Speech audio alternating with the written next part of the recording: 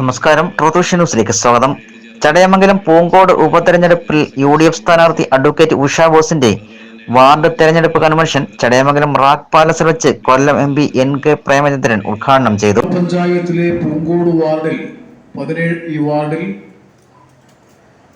നമ്മുടെ സ്ഥാനാർത്ഥിയായി മത്സരിക്കുന്ന അഡ്വക്കേറ്റ് ഉഷ ബോസ് കഴിഞ്ഞ പഞ്ചായത്ത് തെരഞ്ഞെടുപ്പിൽ കേവലമായ വോട്ടുകൾക്കാണ് നമുക്ക് ഈ സീറ്റ് നഷ്ടപ്പെട്ടത്. കേവലം 19 വോട്ടുകളുടെ വ്യത്യാസത്തിലാണ് സംസാരിച്ചിട്ടുള്ളതാണ്.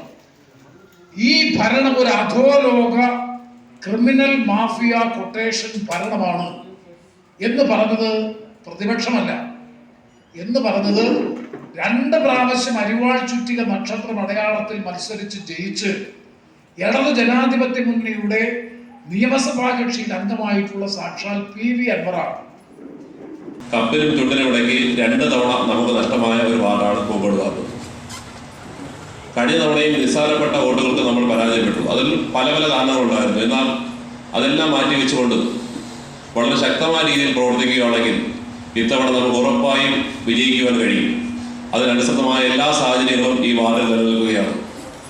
അതുകൊണ്ട് UDF സ്ഥാനാർത്ഥി ശ്രീമതി അഡ്വക്കേറ്റ് ഉഷ ബോസ്, പ്രിയപ്പെട്ട സഹോദരിമാരെ, സുഹൃത്തുക്കളെ, സഹപ്രവർത്തകരെ,